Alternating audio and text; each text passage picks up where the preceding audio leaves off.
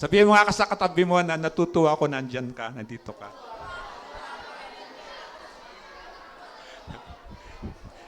Yung totoo, hindi yung hindi yung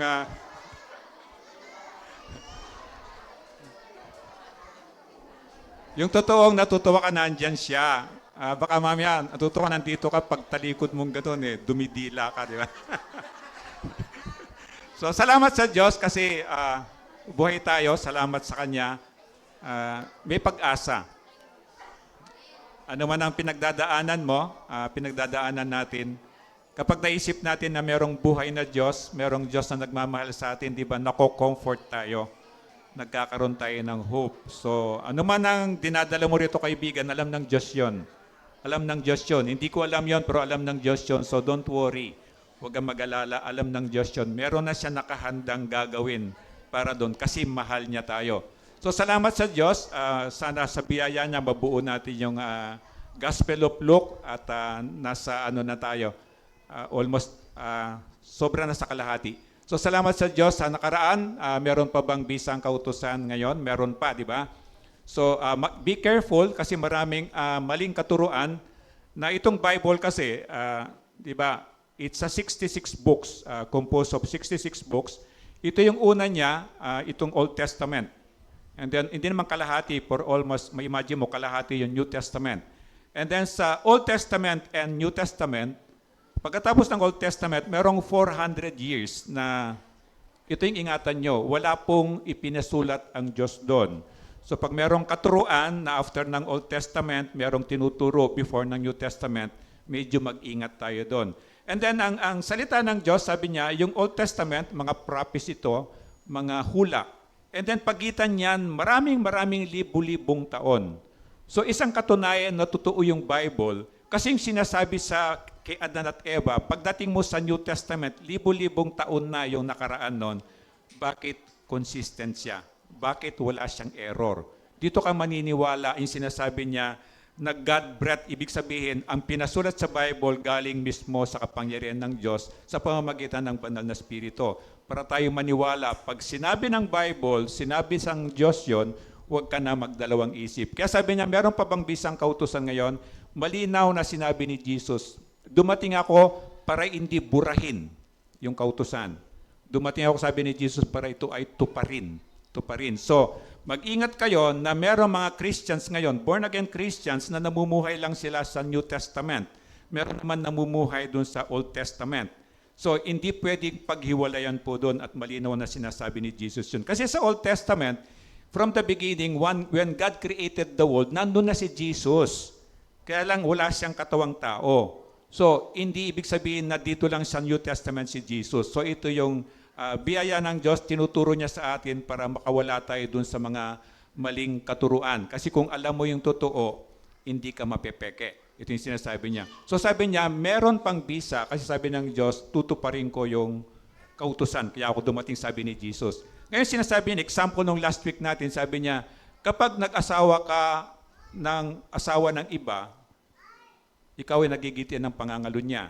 Di ba? Ngayon, yung pag inasawa mo yung asawa ng iba, vice versa, sabi ikaw ay guilty ng pangangalo niya. And then, bakit siningit ni Jesus no last week lesson natin? Kasi ngayon, sabi niya, ang kautusan, anong kabayaran ng kautusan kapag nagkasala ka ng pangangalo niya, anong kabayaran niya? Kamatayan, babatuhin ka sa harap ng madla para mamatay. Pero nung dumating si Jesus, bakit hindi na nangyayari yon? Ibig sabihin, wala nang bisang kautusan. Sabi ni Jesus, di ba? Hindi. Kasi sabi niya, meron ng biyaya, meron ng grace. Yung grace, sabi niya, yung kagandang loob ng Diyos na ibinigay sa iyo, binigay sa atin na hindi tayo deserving. Ito yun, by grace, hindi tayo pinapatay. Binibigyan tayo ng pagkakataon na para magbago. Lahat tayo nagkasala. Pero iba yung patuloy sa pagkakasala. Tama? Nagkakasala ko, pero gusto ng Diyos, baguhin ko yon. And then it's a process, hindi sa overnight. Pero iba naman yung wala akong desire magbago. Ito yung sabi ng Diyos, kahit na hindi ka pinapatay ng Diyos kapag nagkakasala ako ngayon, pero darating yung oras, paparusahan ka pa rin. Sabi niya, darating yung oras, sabi niya, ibigay mo na yan sa demonyo. Ito yon. Bakit? Kasi matigas ang ulo eh. Dito pala sinasabi niya, okay, nakakasala ka, okay, mahirap. Pero patuloy ba sa biyaya ng Diyos, pipilitin mo magbago. Pero merong hangganan yung pasensya ng Diyos. Pag umabot yun, talaga nakikita niya, talaga matigas ang ulo mo, sabi niya, ibigay mo na si demonyo yun. Bakit? Kasi pag binigay ka sa demonyo, merong 3 agendang demonyo, right? Ano yung unang agenda niya? Magnakaw, patayin, at ikaw ay sirain. Ngayon kapag ginawa ng demonyo yan, yun talaga yung gawa ng demonyo, siyempre, darating ang oras, because of ng mga distraction na yon, siyempre, lagamak ka na, di ba? Lagapak ka na. Wala ka na. Nanakawin niya kayamanan mo, nanakawin niya asawa, nanakawin niya yung kalusugan mo, yung pamilya mo, lahat. Sisirain niya yan. To the point, gusto niya mapunta ka ng impyerno. Ngayon, bakit sinabi ng Diyos, ibigay mo na sa demonyo? Kala ko ba mahal ako ng Diyos? Kasi nga, baka sakali, last chance, baka sakali, kapag distraction na yung naranasan mo, hirap ka na, sarado na lahat, pati pamilya mo, tinakwil na, kaibigan mo, nangawala na, kamag-anak mo, iniiwasan ka na, pero lahat sarado na, pero merong isang maliit na bintana na bukas, papunta lang sa Diyos yun, baka sakali. Ngayon kung talagang wala pa rin yun, siyempre, pinag-aaralan natin, pupunta sa impyerno yon. Ito yung sinasabi niya, meron pang bisang kautusan, although by grace, pwede tayong makakuha ng pagkakataon para magbago. Iba yung patuloy sa pagkakasala. And then natanda, wala naka-memorize kasi marami siya, di ba? Ginawa natin PowerPoint last week. Ano yung mga mali o fake na religion? Dapat maging careful tayo. Kasi kapag nandun ka sa peke na yon, hindi ka maliligtas, mapapahamak ka sa impyerno. Ito yung laban sa mensahe ni Kristo. Laban sa pinapagawa ni Kristo, rebelde nga, di ba? Yung masama yung motibo, yung pagpaparangal sa tao sa halip na sa Diyos. And then yung masama ang puso, si God lang pwede magbago ng puso natin. At ayaw pagharian ng Diyos. Dalawa lang yun eh. Ayaw mo pagharian ng Diyos, mas gusto mo sa demonyo. Kasi yung gano'n. And then pang-7, sabi niya, hindi nila lamang kagandaang loob, yung grace nga. Na bakit pinapatawad mo siya paulit-ulit yung ginawa niyang kasalanan. Kasi tayo din, nakatanggap tayo ng grace o biyaya ng Panginoon. At ngayong umaga, ang pag-aaralan natin yung patutuo o merong nag-testimony ng mula sa impyerno. Kwento ni Jesus to, makikita sa Luke chapter 16 verses 19 hanggang 31. Pwede ba tayong tumayo bilang respeto sa pagbasa ng Diyos at sabay-sabay natin siyang basahin? Luke chapter 16 verse 19 hanggang 31. May isang mayamang laging nakasuot ng mamahaling damit at saganang-sagana sa pagkain araw-araw. May isa namang pulubing nangangalang Lazaro, natadtad ng sugat sa katawan, na nakahiga sa may pintuan ng mayaman. Sa hangad na matapunan man lamang ng mga mumong nahuhulog mula sa hapag ng mayaman at dooy nilalapitan siya ng mga aso at dinidilaan ang kanyang mga sugat. 22, namatay ang pulubi at siya'y dinala ng mga anghel sa piling ni Abraham. Namatay rin ang mayaman at inilibing. Sa gitna ng kanyang pagdurusa sa daigdig ng mga patay, natanaw ng mayaman si Lazaro sa piling ni Abraham. Kaya't sumigaw siya, Amang Abraham, maawa po kayo sa akin. Utusan po ninyo si Lazaro na isawsaw sa tubig ang dulo ng kanyang daliri at basain ang aking dila dahil ako'y naghihirap sa apoy na ito. Ngunit sumagot si Abraham, Anak, alalahanin mong nagpasasa ka sa buhay nung ikaw ay nasa lupa. At si Lazaro naman ay nagtiis ng kahirapan. Subalit ngayon ay inaaliw siya rito samantalang ikaw naman nagdurusa riyan. Bukod dito, may malaking bangin sa pagitan natin. Kaya't ang mga naririto ay hindi makakapunta diyan at ang mga naririyan ay hindi makakapunta rito. Ngunit sinabi ng mayaman, Kung gayon po, Amang Abraham, ipinapakiusap kong papuntahin na lamang ninyo si Lazaro sa bahay ng aking ama, sa aking 5 kapatid na lalaki. Suguin po ninyo siya upang siya'y bigyang babala nang hindi sila humantong sa dakong ito ng pagdurusa. And 29, ngunit sinabi sa kanya ni Abraham, nasa kanila ang mga kasulatan ni Moises at ng mga propeta, iyon ang kanilang pakinggan. Sumagot ang mayaman, hindi po sapat ang mga iyon. Ngunit kung magpapakita sa kanila ang isang patay na muling nabuhay, magsisisi sila't tatalikuran ang kanilang mga kasalanan. Sinabi naman sa kanya ni Abraham, kung ayaw nilang pakinggan ang mga sinulat ni Moises at ng mga propeta, hindi rin nila paniniwalaan kahit ang isang patay na muling nabuhay. Amen. Ama, salamat po sa salita mo. Tulungan mo po kami sa biyaya lamang po ng kapangyarihan ng iyong banal na Espiritu para maintindihan po namin ang tunay ang gusto mo pong matutunan namin ngayong umaga. Ako po, O Diyos, ay itago mo sa iyong likuran. Yung kagustuhan mo lamang po ang masabi ko. Kung sumobra man po ako o magkulang ako, Diyos, ikaw po yung sumala nito at yung gusto mo po, siya lamang pong matandaan po namin. Yung hindi mo po gusto, O Diyos, di po namin maintindihan o hindi po namin matandaan. Samahan mo po kami. Ito po yung dalangin namin sa pangalan ni Kristo. Amen. Pwede pong umupo. So sabi niya, alam natin na ang takot ngayon, di ba? Tanongin mo yung katabi mo, ano yung kinatatakutan mo? Huwag mo naman sabihin ikaw. Tanongin mo lang, ano yung kinatatakutan mo? So, lahat tayo meron tayong takot, di ba? Sino na nakaranas ng takot mamatay? Konti lang tayo. Ako naranasan ko yung takot mamatay. Ulitin ko, sino na nakaramdam ng takot mamatay?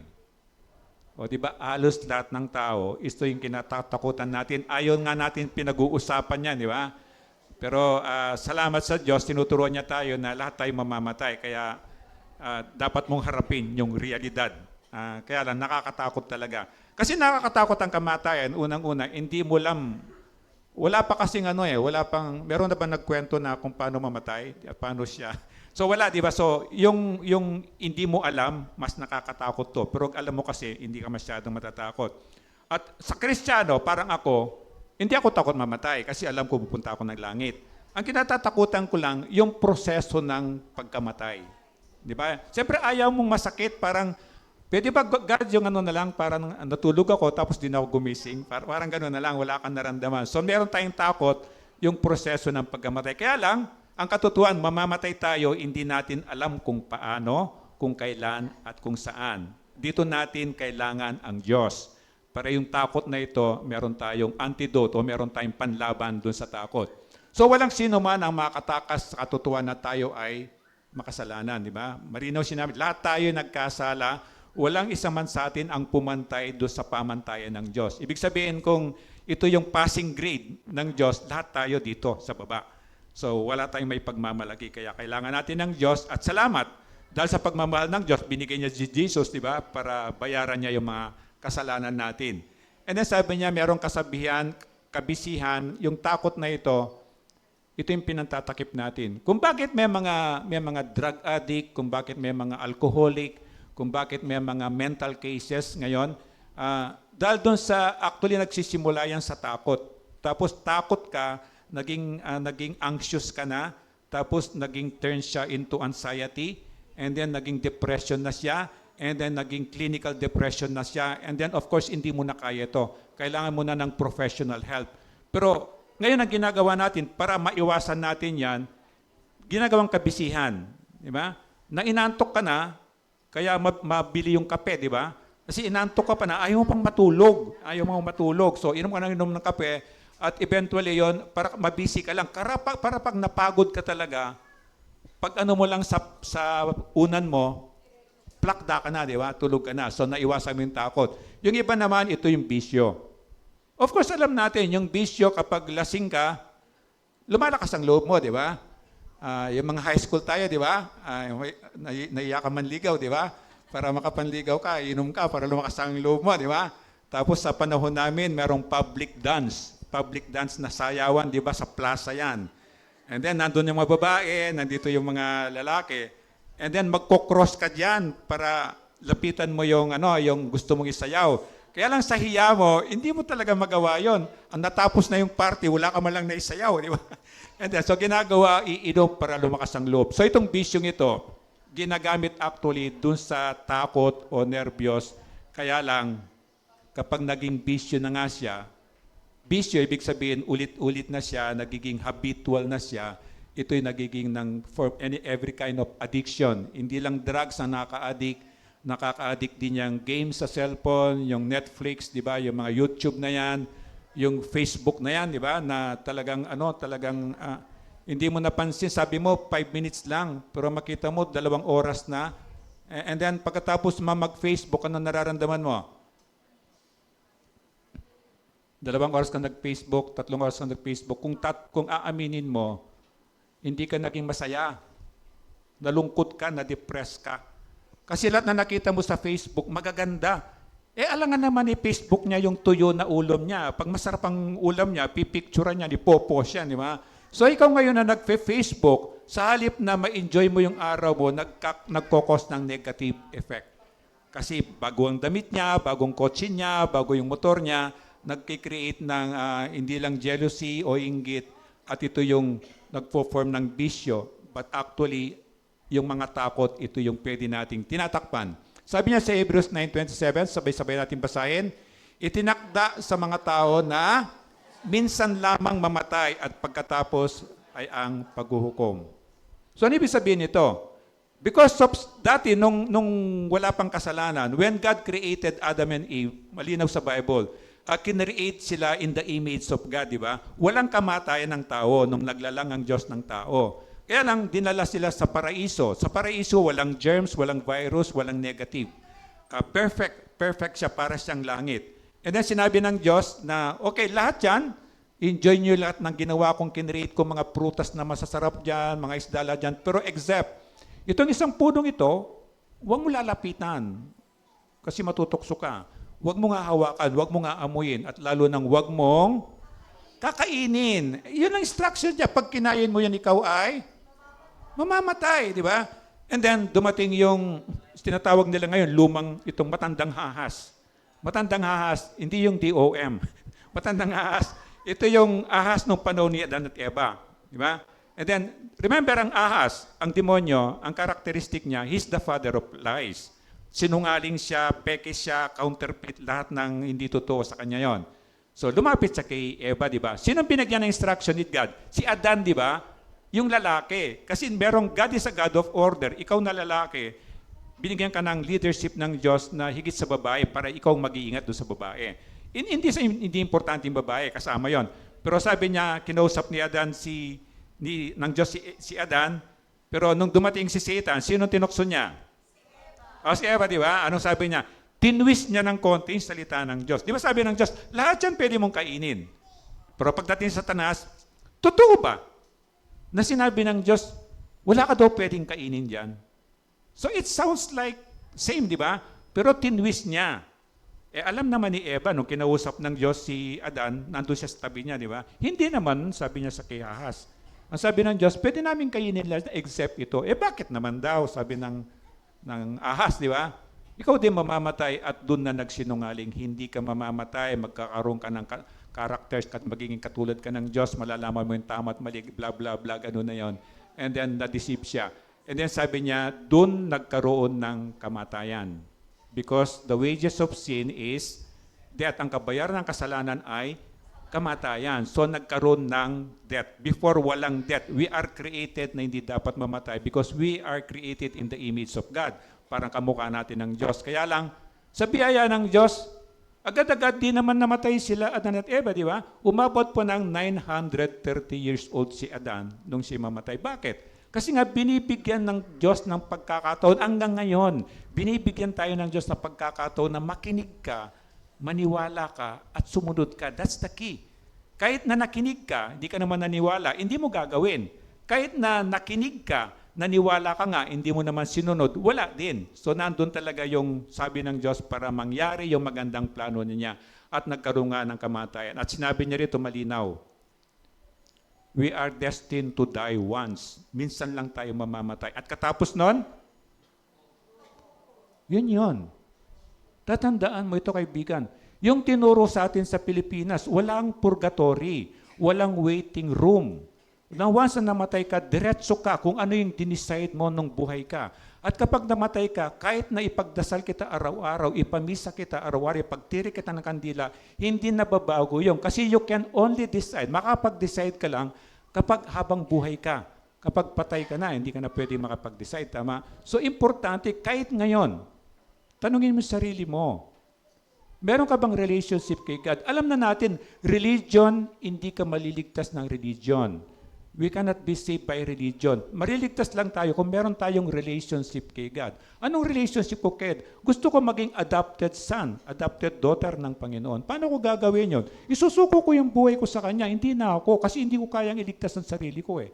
Maniwala ako na kaya pinatay si Jesus, hindi dahil sa may kasalanan siya, kundi para bayaran niya yung kasalanan ko na hindi ko kayang bayaran. At iyon sabi niya, may iwasan yung pag-uom kasi once na we die, ang katawan natin galing sa lupa, babalik sa lupa. Espiritu natin babalik sa langit kapag nakabalik tayo sa Diyos at sa impyerno kapag dalawa lang yun, hindi pwedeng gilid, hindi pwedeng taas, baba. So ngayon pa lang siguraduhin mo, are you sure? Ito yung paulit-ulit lang tinuturo dito. Ito lang ang 66 books. Isa lang ang ano niya, isa lang ang tema niya, salvation ng tao. Kaya paulit-ulit, inuulit, baka ngayong umaga, merong isa sa atin dito na hindi pa nag-decide. Hindi pa nag-decide na kahit linggo-linggo, magsimba ka, magbasa ka ng Bible, manalangin ka, kung wala kang relationship kay God, you will not be saved. Malinaw sinabi ng Diyos, akala mo merong daan papunta ng langit, pero yung pala papunta ng kamatayan o kapahamakan. Remember, pag namatay tayo, bago ka mamatay, mag-decide ka at maganda, meron kang assurance of your salvation. Ano yung assurance of salvation? Kahit ito na mangyari sa akin, save ako eh. Hindi ako pupunta ng impyerno. Bakit? Naniwala ako kay Kristo eh. Nakatira sa puso ko. Si Kristo, ang banal na spirito, ang Diyos Ama. Yung triune God na Trinity na sinasabi natin. Paano pa ako mapapahamak? Binayaran na ni Kristo yung kasalanan ko. Ang takot ay kasalanan. Ang takot ay kasalanan. Ang buhay natin ay nasa kamay ng Diyos.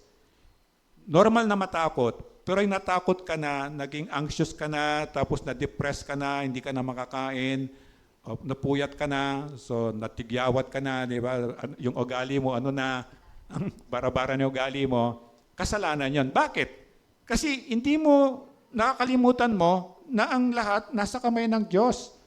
Walang nangyayari na hindi pinapayagan ng Diyos. Amen? Yeah, kung bakit tayo nagising kaning umaga, control ng Diyos yun. At kung matatapos ang mundo ngayon, ang Diyos ang may control nun. At kapag alam mo yon, hindi ka matatakot. Ang Christians, pag tinawag na Christians, ako dati, di ba magpapari ako, so tawag ko sa sarili ko Christian. Then later on, na mag-aral ako ng Bible, ang tawag ko ngayon, I'm a born-again Christian. Ang tawag ko sa sarili ko, I'm a biblical Christian. Anong diferensya noon? Diferensya noon, ang Christian, general sense ng Christian, kilala mo si Kristo. Pero yung biblical Christian, born-again Christian, sumunod ako kay Kristo. Anong sabi ni Kristo? Unless a man, hanggat hindi naisisilang na muli ang isang tao, hindi siya pwedeng pagharian ng Diyos o hindi siya pwedeng pumunta sa kaharian ng Diyos. So, paano ko isisilang? Ang laki-laki ko na, patay ng nanay ko. Halimbawa, kung buhay yung nanay ko, anong gagawin ko? Papasok ulit sa tiyan ng nanay ko, tapos isisilang niya ako ulit? Hindi. Sabi ng Diyos, kailangan kong may isilang muli para makapunta ako ng kaharian ng Diyos, makapunta ako ng langit, o pwede akong pagharian ng Diyos. Ang ibig pala, in-explain ni Jesus mismo, sabi niya, di ba? Na ang ibig sabihin, sabi niya, yung may silang ka muli, spiritual birth yun. Kasi yung water birth mo, pag nanganak ang babae, di ba, pumuputok yung panubigan. Pumuputok daw yung pigsa. Hindi pigsa, paano bigan, di ba? Paano bigan. And then, kaya sabi niya, yun ang water birth mo. And then, spiritual birth mo, usually, dapat 13 years old. Sino na yung above, 13 and above? O, 13 and above. Lahat tayo, di ba, 13 and above. Meron pa bang 12 pababa? Ilang taon ka na, MJ? O, 12, malapit ka na. Kapag 13, dapat alam mo na yung katotohanan. Ibig sabihin, alam mo na yung masama, alam mo na yung mabuti, you can decide. And then, paano ka maboborn again?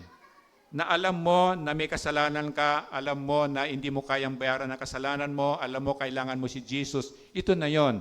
When you decide to follow Jesus, ito na yon, spiritually maboborn again ka.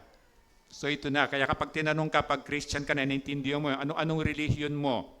Of course, kailangan yun sa mga forms, di ba? You can choose born-again Christian o biblical Christian. Bakit biblical Christian? Yun ang sinasabi ng Bible. Hindi lang yung kilala mo si Jesus. Remember sa pinag-aralan natin, ang mga demonyo kilala si Jesus eh. Save ba sila? Hindi, di ba? So hindi sa sapat na kilala mo si Jesus, hindi sa sapat na naniniwala kay Jesus, kundi talagang nananampalataya ka. Nananampalataya is faith. Yung faith, ano yung faith? Yung pananampalataya, naniniwala ka sa isang bagay o sa isang tao na wala kang nakikitang proof. Eh ang mga tao to see is to, ganun yun eh. So ang Christians, ang tunay na Kristiyano, yung merong relationship kay God. So ito yung uunahin mo. This is the first step. Kasi pag meron ka ng relationship kay God, ang first na gagawin ni God, titira siya sa puso mo. Kaya sabi ng Diyos, hindi ko tinitingnan ang panlabas mo, ang tinitingnan ko ang luwan. So alam mo ngayon, pag tiningnan ng Diyos ang puso mo, nandyan ba siya? Kung wala siya, hindi mo pa ginawa itong pinaka-first important decision na magkaroon ako ng relationship kay God. So hindi siya complex. Alam mo, although ang pinakamahirap lang para maligtas ka, maging anak ka ng Diyos, tapakan mo yung pride mo. It takes a lot of humility. Pakinggan mo ako. Kailangan mo ng maraming pagpapakumbaba. Na aminin ko sa Diyos, God, may kasalanan po ako. Everyday nga po, kahit anong gawin ko, nagkakasala pa rin ako. At kahit anong gawin ko po, hindi ko po kayang bayaran ang kasalanan ko. Tulungan mo po ako.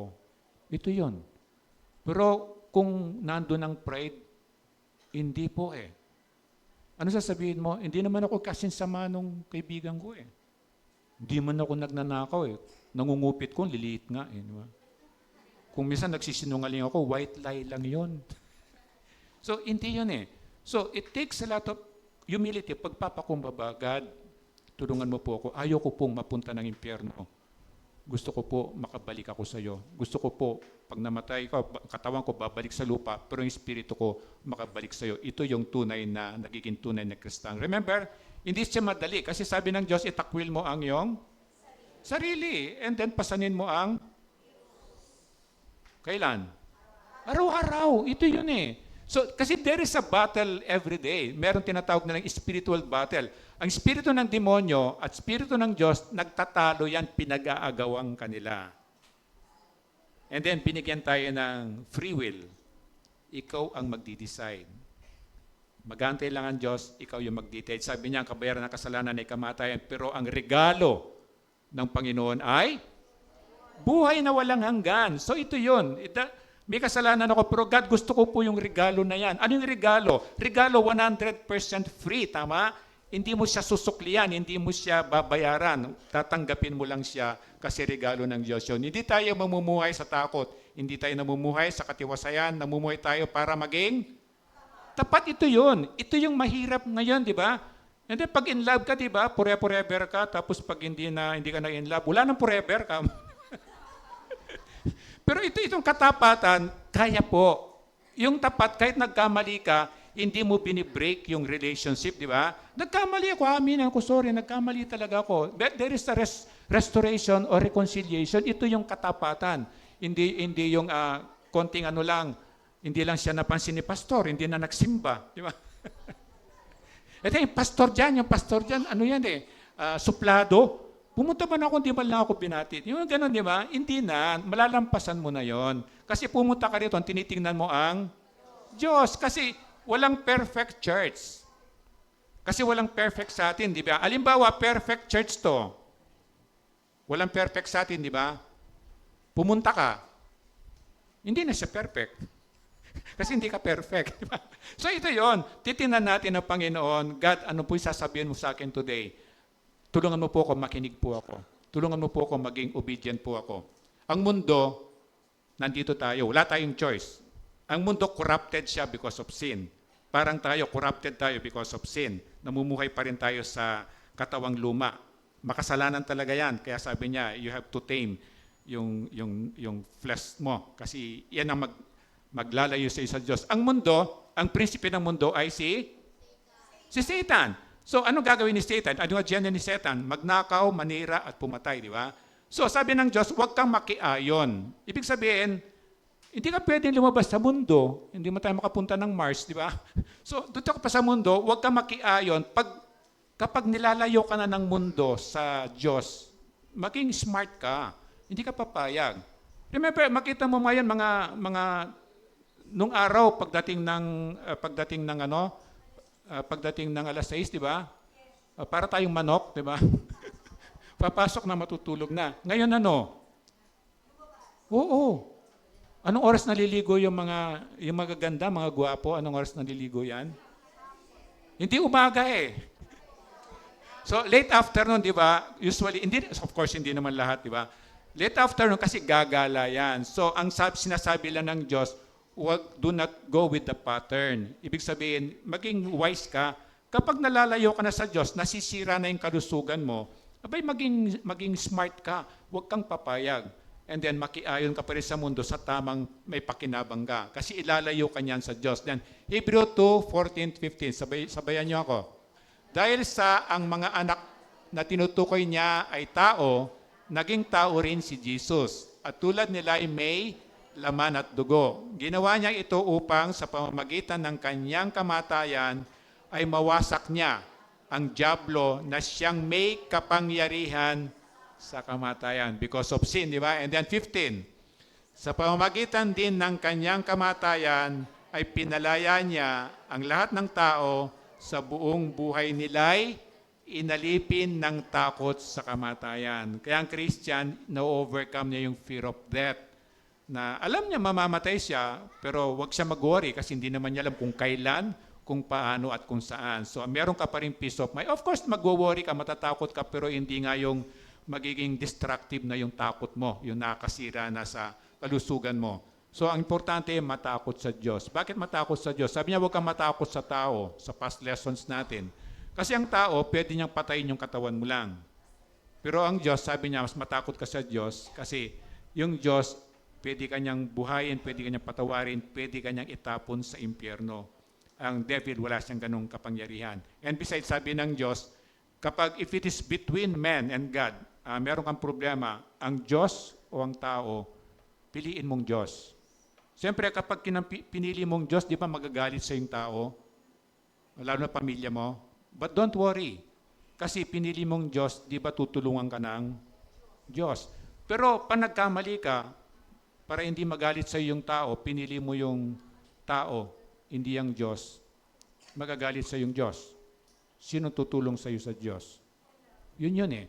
So be smart, don't worry. Alimbawa, meron sa inyo na hindi pinapayagan magsimba ng Sunday. Kasi lahat ng Pilipino, of course, nabuhay tayo doon sa religion natin, di ba? Yung common religion natin. So, pilitin mo lahat ng pakikiusap gawin mo para payagan ka. Pero kung talagang hindi ka payagan, pwede mong piliin pumunta sa Diyos. And then later on, tutulungan ka ng Diyos at marami na kayo nakita. Pagdating ng araw, kasama mo pa yon. Ito nagagalit sa iyo. Yung ganon. So ito yon. Piliin mo yung Diyos in any circumstances. Anumang pagkakataon yan. Kapag naipit ka between men and God, piliin mong Diyos at tutulungan ka ng Diyos. And then tungkol sa tao at sa impyerno, itong lesson natin ngayon. Again, kinuwento ni Jesus kasi wala namang galing sa impyerno para magkwento sa atin, di ba? Wala namang galing sa langit para magkwento. Pag nakikita niyo sa YouTube, namatay siya, pumunta siya ng impyerno, pumunta siya ng langit, mag-ingat po kayo doon. Hindi biblical yon, walang sinasabi na possible yon, yung mga kwentong ganon. Pero dito, gumawa ng kwento si Jesus na merong taong nag-testimony galing nandun siya sa impyerno pala, hindi siya galing sa impyerno, kundi nasa impyerno siya. So parang warning sa atin, babala, na dalawang senaryo, langit at saka impyerno, at makita mo sarili mo, saan ka papunta. At ngayong buhay ka pa, napaka-importante. Dapat maging klaro sa iyo, saan ka papunta. Dito ba sa langit o dito sa impyerno. So remember sa kwento natin, merong mayaman, wala siyang pangalan. At sa kwento natin, meron si Lazarus, may pangalan siya. Kasi tayo nagbibigay lang tayo ng pangalan dahil sa kultura natin. Pero sa mata ng Diyos, wala kang, hindi kanya kilala. Remember doon sa Judgment Day, paisa-isa tayong haharap, di ba? Haharap. And then may mga possible na sasagot si God, dalawa. Sabi niya, welcome to my paradise in heaven. Pero yung hindi, walang relationship sa kanya, sabi niya, umalis ka sa harap ko, hindi kita kilala. So yung mga tao sa impyerno, walang pangalan. So sa kwento ni Jesus, makikita mo yung mayaman, sa simula pa lang, hindi pa natin alam pumunta siya ng impyerno, pero sa simula pa lang, wala siyang pangalan. Kasi wala siyang relationship sa Diyos na lumikha ng langit at lupa, nagbigay ng buhay sa atin. Nakuha, siya yung pinaka-importante. Kahit na manalangin ka, memorize mo yung Our Father who art in heaven. If you do not have, wala ka relationship sa Kanya, sabihin niya sa'yo, sino ka tinatawag mo kong Ama? Wala tayong relationship. So first and foremost, pinaka-importante, ano yung relationship mo kay God? Anak ka ba ng Diyos? Kaibigan ka ba ng Diyos? O nananatili kang kaaway ng Diyos? Ikaw lang nakakalom doon at ang Diyos, kaya paulit-ulit na kaibigan, ayusin mo yung relationship mo kay God, and then other relationship mo, tutulungan ka ng Diyos. Unahin mo lang yon. Kung hiwalay ka sa asawa, hindi mo maano yung anak mo, kapatid mo, away-away ko, lahat ng broken relationship, ang first step, i-fix mo, ayusin mo yung relationship mo kay God.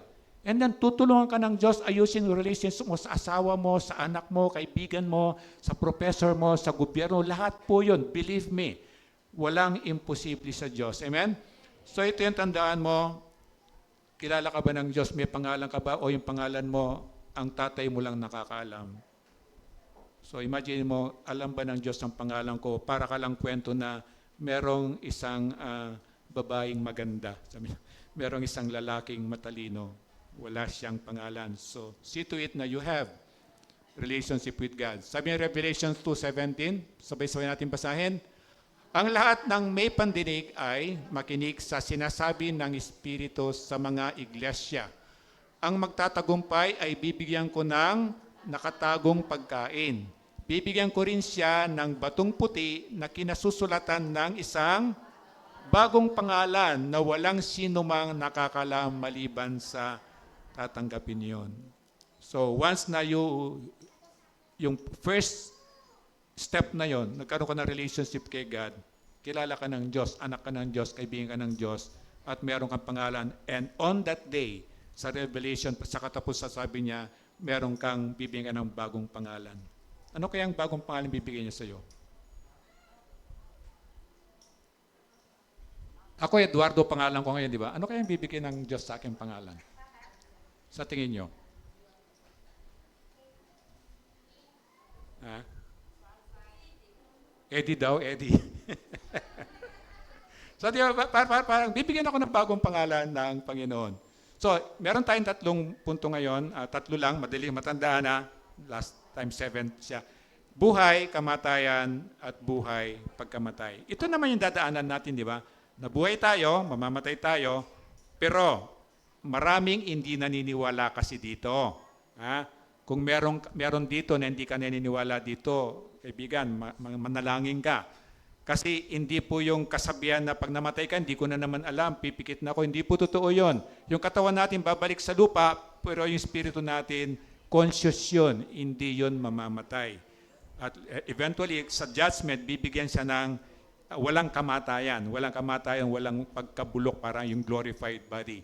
Una, yung buhay, sabi niya sa 19, may isang mayamang laging nakasuot ng mamahaling damit at sagana-sagana sa pagkain araw-araw. So nakita mo yung, may imagine mo, sino nakapapanood ng mga telenovela ng Korea? O, di ba? So napapansin niyo doon na kahit nasa bahay sila, nakabihis sila. Napapansin niyo yon? Sa Pilipinas, di ba kapag nasa bahay ka, yung gula-gulanit na damit mo, di ba? Oh, ang masama doon, di ka pa naliligo, di ka pa nagtututbrush kasi wala ka lakad, di ba? Pero sa kanila po, totoo po yon, hindi lang sa telenovela yon. Bakit kamo? Kasi sa kanila, most of the time, malamig. Pero ang damit nila puro bago. Bakit bago? They have 4 seasons, right? 4 seasons. So 3 months lang yan. So yung alimbawa ngayon, winter ngayon, bibili akong winter, di ba? Pang winter. So alangan naman itatabi ko pa yan. 1 year magwi-winter uli. So most of the time, yung pang-winter ko, of course, pero lang yung mamahalin. Yung pang-araw-araw kong pang-winter, winter lang yun. Kaya makikita mo yung surplus natin, Korean surplus, marami. Hindi lang sa atin, lahat ng third world country. Kasi pagkatapos ng winter, mag-spring, hindi ko na magagamit yung pang-winter ko. Tinatapon yan, pero ano po yan? Ha? Ito, take note. Pag nagtatapon kayo, para igit pa sa basura. Nilolaundry niya yan, nakatupi yan, tapos naka-box yan, o wala silang masyadong plastic eh. Naka-ano yan, itatapon sa basura, hindi halo sa basura. At ngayon po, may mga scavenger doon, yung mga iba yung magbabasura ng gobyerno. Merong scavenger doon, mayayaman, meron siyang truck. Oh. Tapos kukunin niya yon. Yun ang binibenta po sa mga third world country. Malinis yon kasi alam nila nire-recycle yon. So dito sabi niya, may imagine mo, araw-araw niyang buhay yon. So may imagine mo, super rich siya, di mayayaman. Kasi alangan naman na nandun yung mga katulong niya, nandun yung mga mayordoma niya, di ba? Tapos naka-boxer short lang. So, parang hari, di ba? Kita mo yung hari, everyday naka-dress up yan. So, ma-imagine mo parang ganito yung sa karakter ng kwento ni Jesus. And then may isa namang puluping nangangailangan Lazaro na tadtad ng sugat sa katawan at nahiga sa may pintuan ng mayaman. So, may imagine mo dito, yung una walang pangalan kasi nga wala siyang relationship with God. And then, dito, makita mo naman itong si Lazaro, may pangalan siya. So, there's already big difference. And then, makita mo, malamang mag-iisip ka, tinapon talaga yan. Bakit? Hindi lang yung pinandidirihan siya eh. Yung parang ano na siya, parang hindi na nakasira sa kagandahan. So, malamang tinapon na lang ng mga ibang kalsada yun. Doon ka na lang, baka yung mayaman na yan eh, tulungan ka niya. Kasi super rich itong ano eh. Kaya siyang tulungan eh. Kaya siyang tulungan sa sakit niya. O siguro kahit na kung ako, sa likod, siyempre malaki yung estate niya, pwede siya magpalagay ng maliit na kubo doon, lagyan doon, tapos ang daming pagkain, patid sa mga katulong, di ba? Pero eventually makita mo, wala eh. Wala siyang ginawa doon. Then 21, sangad na matapunan man lamang ng mga mumong nahuhulog mula sa apag ng mayaman, at doon nilalapitan siya ng mga aso at dinidila ng kanyang mga aso. Ano yung mumo? Ano yung mumo? Iba yung mumo, ah.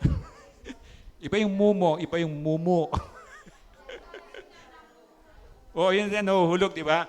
Kasi sa kanila, sa panahon nila, imagine niyo, use your imagination. Sa kanila, wala pang tissue. Tama? Walang tissue. Tapos mayaman to, usually pag mayaman, maraming leftover, maraming tira. Tama? So yung mumu na yan. And then wala silang tissue. Imagine pag kumain ng mga panahon nila, matagal. Kasi wala naman silang 8-hour work, walang mga ganun-ganun, walang traffic, walang mga sasakyan nga, di ba? So, dahil walang tissue doon, di ba ang pagkain ng mga Hudyo, pag pumunta ka Israel, hanggang ngayon, ganon. Tinapay na binig sa bato, tapos meron silang parang gravy or parang dip. Di ba? Parang dip. So, yung tinapay, dinidip na ganon, dinidip dun sa dip. Masarap talaga yon. And then healthy. And then, siyempre, sa pagganon niya, may nalalaglag dito, di ba? Tapos, pag ganon niya, may napupunta rin dito. Walang tissue. So, itong mumong ito, yung lumang tinapay kahapon, kasi yung rule, parang yung rule ng mga Bombay, nakita mo sa food Bible ng Bombay, parang meron silang healthy book. Ang rule pala, alimbawa, tinapay, from oven to table within 3 hours. Ibig palang sabihin na pag niluto mo, kainin mo siya ng 3 hours o maximum ng 5 hours. Kasi kapag lumampas doon, may mga hindi na healthy na magmomold, masisira, mga ganun-ganun. So dito, parang ganon. Yung lumang tinapay, hindi nila kagamitin today, di ba? So nandyan, nakatambak yan. Ito yung gagamitin nilang tissue. Kapag gumanon yung nag-dip dito yung dip niya, may laglag dito, kukuha siya ng lumang tinapay, gaganunin niya, tatapon niya doon. At may mga aso doon, di ba? Ito yung ino-hope nitong si Lazaro, di ba? Kaso wala siya doon ang mga nandun, mga aso. Sana man lang yung mayaman, o ikaw na isa sa katulong, o ikaw, maglagay ka ng planggana rito, doon namin yung ginagawa namin tissue na tinapay, ibigay doon sa mahirap. So dito yung bakit umaasa siya kahit ganun na lang. Kasi marami yon. Kada nadumihan siya rito, kukuha siya ng lumang tinapay, gagawin ng tissue, and then itotos lang niya sa ganun. And then si Lazarus, ang pangalan niya, ang kahulugan ay ang taong tinulungan ng Diyos. Napakagandang. Kaya lang ngayon, pag pinangalan mo sa anak mo yun, ayaw niya. Ang pangit, Lazaro. And then, pangalawa, yung buhay, nakita na natin, pangalawa yung kamatayan. Sabi sa verse 22, sabayan niyo ako, namatay ang pulubi at siya'y dinala ng mga anghel sa piling ni Abraham. Namatay rin ang mayaman at inilibing. So, inimagine mo itong mahirap. Hindi nakarating yung mumok na naubos na ng mga aso. At siyempre, hindi lang may sakit siya, hindi lang pinagdidirian mo, payat na siya, malnourished na siya, mabaho na siya, kasi invalid siya, hindi siya makapaligo, wala siyang kakayahan, tinapon na lang doon. Pero makita mo, hindi sinabi sa Bible, pero sabi niya, dinalan ng mga anghel sa piling ni Abraham. Ito yung spirit niya. Of course, yung katawan niya, hindi naman madadala ng anghel yung katawan niya kasi hindi panlangit yun. Dapat talaga babalik sa lupa yon. So malamang, kung yung wild imagination mo, dahil wala siyang pamilya, wala na siyang kaibigan, wala nang tumutulong sa kanya, parang basura na lang na itinapon sa dump site, and then kakainin ng daga, kakainin ng mga hayop, di ba? Pero yung espiritu niya, sabi niya, dinala ng anghel kay Abraham sa langit. Pero yung siyempre, yung mayaman, nilibing, malamang dahil mayaman siya, maraming pagkain, maraming magandang nicho, musuleyo. Pero again, parang tayo, ano man estado mo sa buhay, mayaman ka, mahirap ka, matalino ka, konting talino lang, mabuti ka, masama ka, lahat tayo ay mamamatay. So mabubuhay tayo and then mamamatay tayo. Ang sinasabi ng Diyos, isipin mo rin na sa pagkamatay mo, ano yung destiny mo. Ito rin yung isasama mo sa plano mo. Habang inantay mo, kasi eventually mangyayari talaga yon. And then sabi niya, sa pangatlo, buhay pagka matay. Tama ba yun? Pagkamatay. And then 23, sabayan niyo ako, sa gitna ng kanyang pagdurusa sa daigdig ng mga patay, natanaw ng mayaman si Lazaro sa piling ni Abraham. So nakita mo yung daigdig ng mga patay, alam natin to kung saan to, di ba? Sa English, show lang nakita, pero makita mo, yun po yung impyerno. So nakita niyo ang sinasabi niyang Diyos, kapag namatay tayo, conscious tayo. Yung spirit natin, ang namatay lang yung katawan natin. Alam niya nasa impyerno siya. Alam niya nararanasan niya yung hirap sa impyerno. Ito yung katotohanan na gustong i-relay sa atin ng Diyos. Hindi yung concept na, namatay ko, hindi ko na alam, hindi po. Yung katawan lang, yun ang galing sa lupa yan, dapat lang babalik sa lupa. Pero yung spirit natin galing sa Diyos yun, conscious siya. Alam niya na nasa hell siya. So malinaw yan. At natanaw niya, ang mayaman si Lazarus sa piling ni Abraham. Remember yung glorified body, kapag binigyan ka ng tayo sa rapture, di ba? Sa rapture. Dito sa church natin, naniniwala tayo sa rapture bago yung millennial kingdom. May ibang katuruan, millennial kingdom muna, saka yung rapture. Pero tayo, pag tininaw yung Bible, malinaw yon, rapture muna, and then millennial kingdom. And then sa rapture, ito na yung papalitan yung katawan natin sa isang kisap mata. Isang kisap mata. Actually, hindi lang ganun eh. A small fraction lang nun. Small fraction ng isang ganun. Di ba isang kisap mata parang fraction lang na second? Mas maiksi pa doon. Isang kisap mata, para maintindihan lang natin, pero mas maiksi pa doon, sabi niya, babalik si Jesus sa huling tunog ng trumpeta, babalik si Jesus, hindi sa lupa, dito lang siya sa alapaap. And then, sabi niya, lahat nang naniwala kay Jesus, lahat ng may tatak, biglang ganon. Mararapture. Yun ang mararapture. And then, susunduin ni Jesus doon, atid sa langit. And then, yung hindi naniwala, may iiwan. And then, yung may iiwan, magkakaroon ng 7-year tribulation. And then, doon sa process na yon, sabi ng Diyos malinaw, bibigyan tayo ng katawang hindi namamatay, katawang hindi nabubulok. Glorified body. Ang glorified body, hindi siya covered ng limitations ng anything. So parang pwede ako lumusot dito. Parang ganon. Yun ang glorified body. Itong katawan natin ito, hindi pwedeng makapunta ng langit. Kasi sinful siya. Yung glorified body, ng Diyos yun. Parang kay Kristo nung nabuhay siya muli. So ito na yung sinasabi niya, sa isang kisap mata, uunahin muna yung namatay. Yung namatay. Halimbawa yung kilala natin dito, si Nanay Esting, di ba, yung sila brother, yung mag-asawa dito, si Brother Tess, ay si Sister Tess, si Jeff, yung kilala natin. Namatay sila, nasa heaven sila, alam natin, pero wala silang katawan pa hanggang hindi nagkakaroon ng rapture. So magkakaroon ng rapture, doon sila bibigyan ng katawang makalangit at pupunta ng langit. And then yung hindi naniwala, halimbawa nagka-rapture today, kung sino man sa atin, titinan ng Diyos yung puso natin, kung sino man sa atin ang may tatak, ibig sabihin nakatira dyan ang banal na Espiritu, si Jesus, ang God the Father, dito sa puso natin, biglang gaganon. Biglang mawawala. At matitira yung hindi naniwala. At yung hindi naniniwala, dadanas ng 7 years na tinatawag na tribulation. Ito yung ibubuhos yung puot ng Diyos. Ang maghahari sa lupa is the devil. Wala nang simbahan, wala nang Christians, wala nang believers. But don't worry, kahit na delikado, mahirap, merong pang 144,000 na Jews na mag-evangelize pa rin. Maggaganito, magsasalita ng ganito. Baka may maniwala pa. Pero mahirap na kasi kapag umano kay Jesus, pumanig ka, putol ulo ka, di ba? Ngayon kung wala kang 666, hindi ka makabili ng grocery. Ngayon ginagawa na to, right? Hindi ka makalusot ng express pay pag wala kang RFID. May mga grocery na membership sila. Pag hindi ka member, you can. This is conditioning na. Condition na. Bilang ka ng ilang dekada, wala yan eh. Hindi natin alam yan. Di ba? Unang dumating yung barcode ng mga product. Lahat ng product may barcode. Pag tinignan mo on your own, hindi mo naiintindihan yon. Pero pag ginan mo sa computer mo, lilitaw lahat yung information doon. So ito yung sinasabi niya na magkakaroon ng glorified body at dito sa kwento, pinagkita ni Jesus na nasa impyerno siya, nakikita niya yung tao sa langit. Kasi wala na ngang barrier yung makalangit na katawan. And then sabi niya, hindi tulog o patay ang kaluluwa, ito yung tatandaan natin. Kaya kapag may narinig ka, pag namatay ako, wala naman akong alam dyan. Hindi po. Sabi mo, hindi po. Sabi ng Diyos, conscious ka kapag namatay ka kasi merong buhay na walang hanggan. Merong patay na walang hanggan sa impyerno. Hindi po, yung buhay natin, spirit natin galing sa Diyos. Remember, kumuha ng lupa ang Panginoon, di ba?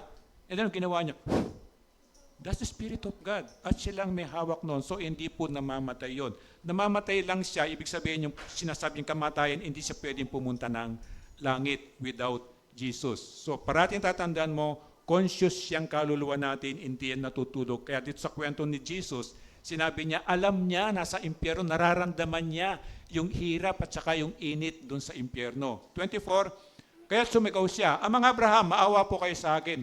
Utusan po ninyo si Lazaro na isausaw sa tubig ang dulo ng kanyang daliri at basahin ang aking dila dahil ako'y nahihirapan, naghihirap sa apoy. Yung sa impyerno, mainit, apoy, kahit mag-aircon ka, hindi pwede doon. Yung ganon. At nakita mo dito, anong utos niya? Utusan po. Nasa impyerno na siya, hindi pa rin nagbago. Nakita niyo? Nakita niyo yung nagagawa ng pride? Di ba dapat nandun ka na, magmakaawa ka na? Dito ang turing niya kay Lazaro, mababa pa rin. Nakuha niyo yung nakuha niyo yung hidden na katotohanan. Ito yun eh. Ito yun na, it takes humility ka pakumbaba, nasa impyerno na, hindi pa niya kayang magpakumbaba. Pride pa rin ang pinapairal niya. Ang tingin niya kay Lazaro, utusan mo yan. Siya pa rin yung mayaman, si Lazaro. Pero hindi niya, nakalimutan niya, siya nasa impyerno, si Lazaro nga nandun sa langit kasama ni Abraham. At remember, malinaw sa Bible, hindi ka maniwala sa impyerno, totoo siya. At papatunayan ng Diyos sa iyo yan. Ang mahirap, maniwala ka, nandun ka na. At hindi na bababago yon. And then 25, ngunit sumagot si Abraham, anak, alalahanin mong nagpasasaka sa buhay nung ikaw ay nasa lupa. At si Lazaro naman ay nagtiis ng kahirapan, subalit ngayon ay inaaliw siya rito, samantala ikaw naman ay nagdurusa riyan. Of course, merong dyan. Hindi ibig sabihin pag nagpasasaka sa buhay dito, punta ka na impyerno, hindi niyang ibig sabihin. Ibig sabihin balanse. Masarap ang maging mayaman. Amen? Masarap ang maraming pera. Amen? Pero depende kung paano mo ginagamit yun. May pinag-aralan natin dati, gamitin mo yung kayamanan para sa Diyos. Gamitin mo yung kayamanan na bumili ka ng kaibigan. Ano ibig sabihin bumili ka ng kaibigan? Gamitin mo yung kayamanan mo para yung kaibigan mo maligtas. At pagdating ng langit, magpapasalamat sa iyo. Ibig sabihin, gamitin mo yung pera mo sa maka-Diyos na pamamaraan. Ito yon na masarap na maging mayaman. Pero dito, nakita natin sa kwento niya, mayaman siya, super rich talaga siya. Pero may nakita ka bang kahit katiting na compassion o awa o habag dun sa mahirap, di ba? Hanggang sa mamatay sila at alam ng Diyos yon. So ito yung hindi balanse. Maging balanse. Mag-invest ka sa earth, mag-invest ka rin sa heaven. Meron kang profession, meron kang career, okay lang yon. Do it for the glory of God, pero huwag mong kakalimutan ito na balancing buhay, yung tinuturo ng Diyos. Matthew 16:26, sabay-sabay nating basahin. Sapagkat ano ba ang mapapala ng isang tao?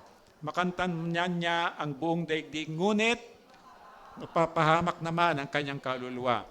Anong may bibigay ng isang tao kapalit ng kanyang buhay? Ito yun eh. When I was young, as a businessman, di ba nakwento ko na, marami akong natutunan kay Henry C. Nagbibigay siya ng free business training noon at isa ako sa mga nagbe-benefit noon. Kaya naging good businessman ako before. And then, nung kalauna, siyempre nakilala ko siya, hindi ko na siya nakikita. Ito yung umano sa isip ko, sana maligtas din siya. Although sila Boots, mga generation niya, alam ko ligtas na, pero siya hindi ako sure. So ito yung sinasabi ng lesson. Anong pakinabang ng isang tao, makuha mo man yung lahat sa mundo, pero yung kaluluwa. Kaya balanse. Makita mo yung eskwelahan ngayon, di ba? Mga eskwelahan ngayon, kalaban na ng simbahan. Bakit? Pati linggo may klase. Hindi na sila makawala doon sa online class na yon, di ba? Kaya kung minsan, sorry for the word, parang sabi ko, merong bad effect ata yung pandemic. Parang naging tamad at actually yung mga iba sa atin. So ito yung sinasabi niya, anong kwenta niyang ibig balanse? Na meron kang trabaho, maglingkod ka sa Diyos, linggo para sa Diyos yun, magsimba ka, and then para sa pamilya. Remember nung una inutos ni God sa kautusan, di ba? Kapag gumawa ka ng anumang bagay, namulot ka lang ng kahoy pag linggo, anong ginagawa? Papatayin ka. Bakit? God want us to obey eh. Na itong linggo, sabi niya, 6 days magtatrabaho ka, pero on the 7th day, banal na araw yan, gawin mong magsimba ka para sa Diyos, para sa pamilya mo, gumawa ka ng kabutihan, at pinaka-importante, ikaw ay magpahinga. And then pinakita niya doon sa parable ng doon sa mga, yung during the Israelites, di ba, yung mana, na araw-araw, punta ka ng umaga, kukuha ka lang ng kailangan mo, and then yung mga may greediness spirit, kumuha siya ng marami, kinabukasan sira. Kasi meron namang kinabukasan, sabi ng every morning, sabi ng Diyos, meron yan. So kukunin mo lang yung needs mo. But on Saturday, sabi ng Diyos, kukuha ka ng good for 2 days kasi wala akong ibibigay on Sunday. Yung iba, nasanay silang araw-araw, meron, di sila kumuha. Pagdating ng Sunday, yun, nakanganga, di ba? Wala sila. So, it's a matter of obedience lang ang tinuturo ng Diyos, obedience lang. Kaya sabi niya, balansin mo yung buhay mo. Umasenso ka, masarap yon, pero huwag mong kakalimutan yung spiritual component niya. 26 bukod dito, may malaking bangin pagitan natin, kaya ang naririto ay hindi makapunta dyan, at ang mga nariyan ay hindi. So, permanent yon. Pag namatay tayo, sinabi na ko na kanina, permanent yon. Bakit napupunta sa impyerno yung mayamang tao? Kasi nga, wala siyang concept ng spiritual niya. In-enjoy lang niya yung buhay niya. Parang sa atin ngayon, we have maximum 120 years. Wala na ngang umaabot doon. Pero what is 120 years compared mo sa eternity? Pero ang focus natin dito sa maiksi. Nakalimutan natin yung mas mahaba. So bakit napunta sa impyerno ng mga tao? Because they don't have relationship kay God. Ayaw nilang makinig. Doon pa lang ayaw na makinig. Makinig nga, hindi naman naniwala. And then naniwala nga, hindi naman niya ginawa yung paniwala niya. And then 27, ngunit sinabi ng mayaman, kung gayon po ang mga Abraham, pinapakiusap kong papuntahin na lamang ninyo si Lazaro sa bahay ng aking ama. Sa aking 5 kapatid na lalaki, suguin po ninyo siya upang sila'y bigyang babala at nang hindi sila humantong sa dakong ito ng pagdurusa. ito yung ding warning din sa atin ngayon sa panahong ito. Ngunit sinabi sa kanya ni Abraham, nasa kanila ang mga kasulatan ni Moises at ang mga propeta ayon sa kanilang, yun ang kanilang pakinggan. Nandito po ito. Pasalamat tayo, nasa Pilipinas tayo, hindi pinagbabawal yan.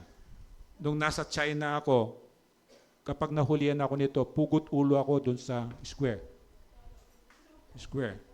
Pero biyaya ng Diyos, kailangan namin mag-smuggle ng Bible kasi pupunta sila ng impyerno. Hindi nila alam si Jesus. Kaya pag sinabi si Jesus, sinong Jesus? Hindi po nila, wala silang concept. So sinasabi niya, pakinggan, kahit dito, nandito ka, sayang naman kung di ka naman nakinig.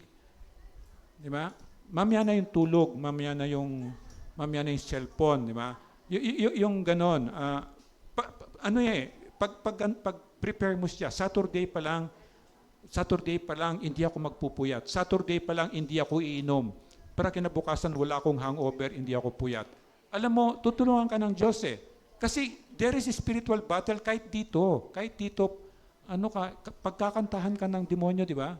Kakantahan ka niya. O mamaya, beautiful eyes ka na sa akin, di ba? And then, yung mong pupunta sa impyerno, pumunta sa kasulatan, sa Bible. Hindi ka na nga nagbabasa ng Bible, hindi ka pa makikinig dito, di ba? So ikaw mismo makikita mo Makikita mo, you will learn to respect God, you will learn to love God dahil sa pakikinig mo. And then makita mo, pag pupunta ka rito, makita mo mismo may pagbabago. Pupunta ka rito, remember yung Sunday dress? Yung nababago ka kasi aharap ka sa Diyos eh. Hindi pupunta ka, hindi ka naghilamos, hindi ka pa... Buti sana nung lockdown, okay lang, di ba? Kahit di ka mag-toothbrush kasi nakamask tayo lahat. Pero yung pagbabagong yon, dulot ng pakikinig mo yon, dulot ng pakikinig yon. Don't be offended kasi nandito tayo para ayusin tayo ng Panginoon. And then again, makinig ang may pandinig. Hello? Ibig sabihin meron kayong pandinig. Naririnig niyo ako eh. So 30, sumagot ang mayaman, hindi po sapat ang mga yon, ngunit kung magpapakita sa kanilang isang patay na muling binuhay, magsisisi sila at tatalikuran ng kanilang kasalanan. Nakita niyo yan? Alam niya. Natandaan niyo, this is the first message in John the Baptist. At ito yung message ni Jesus. Pagsisihin mo, talikuran mo kasalanan, magpabautismo ka, ikaw ipatatawad ng kasalanan mo. So itong mayaman ito, alam niya. Alam niya yung sinasabi ng Diyos, pero hindi niya pinaniniwalaan, hindi niya ginawa, at ang nangyari, tinapon siya ng Diyos doon sa impyerno. Then Romans 10:17, kaya't ang pananampalataya ay bunga ng, ulitin natin, kaya't ang pananampalataya ay bunga ng pakikinig, at ang pakikinig naman ay bunga ng pangangaral tungkol kay Kristo. Ito yung ginagawa natin ngayon. So paniwalaan at sundin ang ebanghelyo o yung magandang balita. Utos po yan na dapat sundin. Ang mundo ay puno ng mga taong umaasa sa langit pero napupunta sa impyerno. So it's a warning po na you take it seriously. Akala mo pupunta ka ng langit, huwag mong hintayin na pagdating ng araw, bakit ako nasa impyerno?